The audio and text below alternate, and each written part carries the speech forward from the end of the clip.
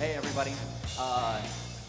These things are super short, and one of the things I was told is to keep it practical. How many people in the audience, by the way, right now are here and at this stage because they're trying to like manage teams? Okay, great. For those people and for everybody else, I hope this is super informative. What we really have, it's called like a future of work panel, but what we have on stage are people who are concerned with bringing on talent. People who are concerned with how to grow a company and have to deal with like the precarity of what happens when you're bringing a sudden influx of employees in sometimes blue ocean markets and trying to maintain what makes small business special, I imagine.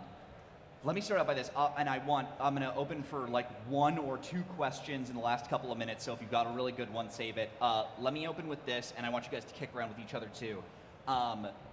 One of the things anybody is worried about right now, especially now that there are trends towards distance work, that we're doing all of our work over Slack, that we're bringing on people in marketplaces outside the urban centers where we understand the culture, is what do you guys do or counsel or understand as the best way to maintain, God, the stupid way to call it is like company culture, but maintain what makes you excellent when working with people who you can't see or directly interface with, or who you understand in purely sort of abstractions like text or their portfolio or whatever? Sure, so I think the biggest thing is quality. And that really touches upon soft skills, hard skills, and the cultural fit. And so what Stephane and I were even talking about earlier is that the difficulty of finding a remote worker that's quality is not the fact that it's distance or not. It's the fact that you need to have exceptional screening processes in place and be able to read that person from a soft skills, hard skills, and cultural perspective over the internet or remotely. And so nailing that component in this day and age is really the most important part, and that will determine the success of a remote worker fundamentally. Yeah, I think it's one of those things where, in general, if you're looking for great talent that wants to work for you, has your cultural values, is available right now, and is within a 25-mile radius of your office, it's an unsolvable problem, and that's why a lot of companies struggle to hire, right? And so you need to remove one of the constraints. The one that's the most logical to remove is the last one. Like you can hire people from anywhere, but with that come other challenges, and you need to learn how to hire remote people, how to keep them engaged. It can be very lonely to work from home, so a lot of people work from co-working spaces. We recently announced a deal with WeWork. Makes perfect sense. People need to be in a social environment. I think what you find, though, from a culture standpoint is there is a digital culture in the world now. I think there's more in common between an engineer in Silicon Valley and an engineer in New Orleans or in Athens, Greece, than there is between an engineer in Silicon Valley and a lawyer in Silicon Valley. And yet, we have lawyers in Silicon Valley in our company, and we get along just fine. So I think the whole idea of, well, mostly, but the whole idea of distance is, frankly, a little bit overrated. That being said, face-to-face meetings from time to time help a lot. Like, he does that a lot, we do that a lot. We have tons of people that just organize these meetups. We had one in Bali a few weeks ago. We had one in Lisbon a few months ago. So the groups of people that need to work together, they might be remote, 11 months in the year, and then 1 month in the year, they're just gonna hang out and socialize, drink together, do hackathons together, and that builds that social bond that is not always perfect when you're on video conferencing. I think one of the major elements is really ensuring that you've got a meaningful purpose that you're working toward. And when you're doing remote work and you're not necessarily speaking or meeting with people every single day, that purpose is the thing that keeps you going. So I think part of that is ensuring that you have a good governance model around it. So you have program managers that can actually manage that process. You constantly check in with those people at the right times. We're in a business where we put 1.3 million people to work every single day. So within that business, we also have a lot of people that need to be physically on location or at a particular location. And I was thinking about this yesterday. I've had a variety of jobs in the early days. One even working in a sandwich shop where I got fired within 30 minutes, but I still count that as a job. And that's an environment, right? A sandwich shop's an environment. A warehouse is an environment. I played sports, a football, soccer team is an environment. But they all need to have a certain dynamics around having a meaningful purpose and a culture that you can transform. And the culture, I think in some senses, is that thing that's aspirational, and it's not necessarily so tangible, but it definitely exists. So, there's a couple of, maybe buzzwords that people use that I think are really useful if people want to look them up. One is this notion of a remote-first workplace. So, the thing that doesn't work is to have a remote-tolerant workplace, meaning almost everybody is local, and sometimes we think about the remote people, and that's setting them up for being less successful because they're just not on par with the local people. If you think remote-first, meaning every conference room in your office has video conferencing. You make sure you invite the remote people to all the same meetings as the local people. You just keep them top of mind all the time. Then they're on an equal footing. And so for the same level of talent, they're just going to be as successful as the local people. The second thing that's really tied to this is switching from a world of, nobody admits that they do it, but switching from a world of managing by FaceTime to managing by results, right? And this whole concept of a results-only workplace where if people want to work 8 to 5, that's great. If they want to work, from midnight to 7 a.m., that's cool too. Really what you're managing for is the output, not the input. And that makes a huge difference when you have a, hybrid team of local and distributed people. So one of the things that I hear is two themes that I think are in opposition to each other, which is the idea of output, which is the idea that instead of being judged, because look, as I'm the kind of worker in my company where I get a lot of shrift from like performing being busy, right? We all got that, people who like demonstrate value in different ways. Now, because of remote work, one of the things that happens is a worker is often judged by their value purely on their product, right? And now we have this sort of like very piecemeal way. And then you have something like workplace culture. One of the things that a lot of people criticize is the precarity of what people call singing for your supper. This idea that you're received as an employee as being valuable purely by what we can quantify about your product, and the better we can quantify your product, sort of the better we can run our remote workplace. But doesn't that put at risk the soft skills, the understanding of of relationships and dynamics that we don't anticipate? We fired people who product hasn't been that good, but when they left, they took everybody who loved them with them. So, I mean, how do you deal with those tensions? I think like having a managing by objective and managing by microtask is not necessarily the same thing, right? I mean, well-run companies have been managing people by objective over the period of an annual review or quarterly review. That's the type of time frame. I think, like remote or local, it's the same thing. If you treat people like a vendor, like a supplier, like a transaction, they're gonna, not be engaged with your company. If you include people as human beings and you hire them because they love your culture, they love your mission, and you treat them like they're part of the company, then they give the best of themselves. And I think, if anything, the more people are remote, the more there's value in those soft skills, in giving that extra love, because day in, day out, they're in front of their laptops, and it can feel a little bit lonely. You look super skeptical and alien. Well, I think that's true for the most part, but look, if DJ Tiesto doesn't put out a hit or Messi doesn't score a goal, they're going to get canned. That's just a fact. And in an office environment, we often too much value, oh, this person's a really nice person, all that sort of stuff.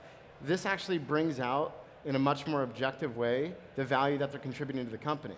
And you have to understand that in any company, whether it's Upwork or Adecco or our company or any company that's in the audience, you have competitors that are competing to beat you every single day. And do you want to have the people who have the best smile or are producing the better results? And that's the fundamental question, I think. Everyone wants the person who's producing the better results, and the remote constraint really sets forth a framework that allows that to shine through. I think you have to be adding value, right? So if you're adding value as an employee and those are your outputs as a developer and that's the results that you're producing, that's one thing.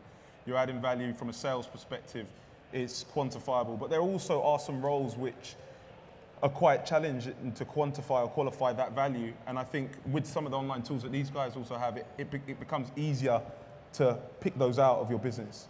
And I think we'll start to move more towards outcome-based, not for all positions, but if we don't as human beings, there are some interesting technologies that will say, hey, I'm a robot, I can clean this particular hotel, this particular area in a shorter space of time than you can. So what's the value of you doing it versus me, right? So I think you have to be constantly ensuring that you're delivering value as an employee, whatever field you're in. And I think to me, it's more like reflecting on the manager than it's reflecting on the employee. I think the main point I was trying to make here is when we talk to managers, particularly people that haven't done this before, about building a remote or a hybrid workforce, a lot of what you hear is, how do I know that they're working?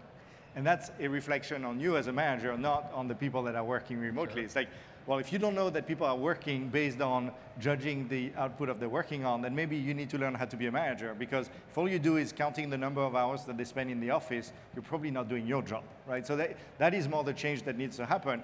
Nobody will admit that they manage by FaceTime, but a lot of people do. Well, I love it. So let me, two things. One is I just want to push one more time on what you guys are talking about, which is because perceiving results differently, that's good. That's good to not have that mindset of, I want to see somebody be busy. I'm going to look more at KPIs. I'm going to look more at output. What about precarity? Because the very real thing felt by workers is when you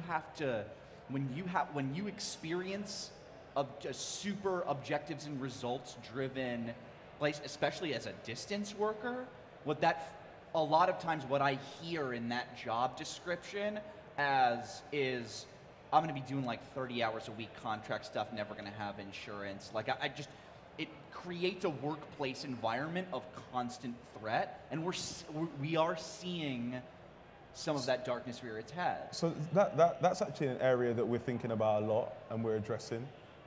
Meaning it shouldn't matter on your mode of employment, right? Whether we do temporary work, permanent work, freelance work, contract work, everybody should still have the same right to the same types of benefits, right? So it shouldn't be riskier because you're a freelancer. And I think you'll start to see the rise of a more holistic approach to how you manage people and the benefits that you give them across the world of work.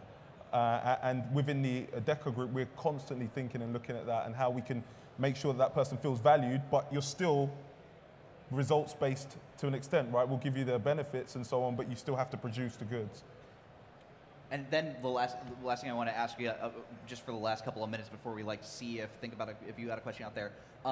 When you guys talk about a lot of what I hear is skills of the manager having to do a lot of the work here, right? So we've lost being able to see our employees. We've lost being able to the whole range of things we lose when we're working at distance and we're working based on objectives and key results. What then do managers? What are the skills that management has to develop in order to bridge that gap? Sure. So I think what Stephane was saying before was correct, that you don't manage on the micro level, you manage sort of in the middle or on a higher level. Did you hit that goal? Did you hit that objective, whatever that might be? And getting the team on this page is really important. Ben Horowitz calls it communication architecture. How you really communicate to your team your goals, your ideas, disseminate them throughout the organization, and then have them high level enough so that people can follow their own judgment and instinct to hit those. Now, of course, as a manager, you're always going to work to get your team to get to those results better or faster, or all the above, but you don't want to be managing on the micro level. You want to be getting people on board who know how to hit goals, who know how to go towards a direction, and setting that framework is really critical for success for a remote team or even a in-house team. And the really interesting thing is that remote is being used often as a scapegoat, right? Oh, we failed because we're remote. We failed because they were distributed. No, it's because you're a bad manager, and that's usually the case. That person would have succeeded if they were remote or in-house. It doesn't really matter. What we find is that the results are pretty similar if you have a great management team in place and a great remote team.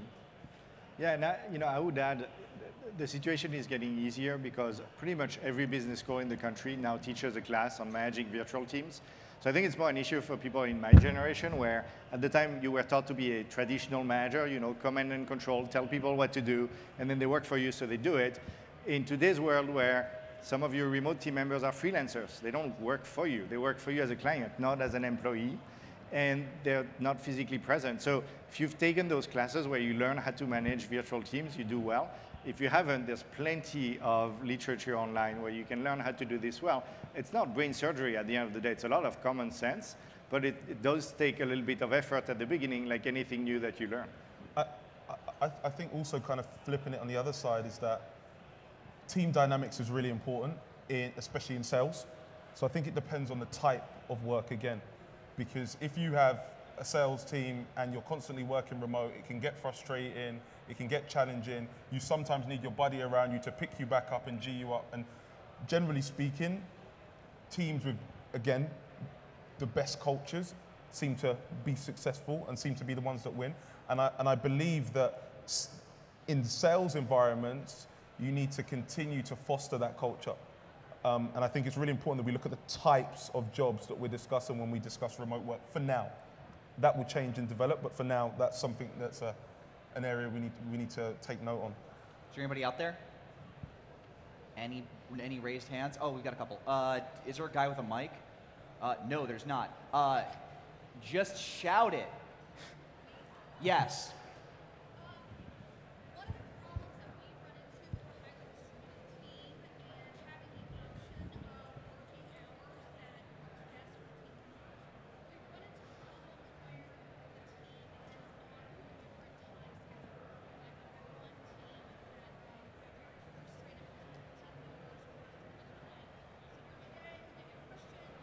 Repeat it.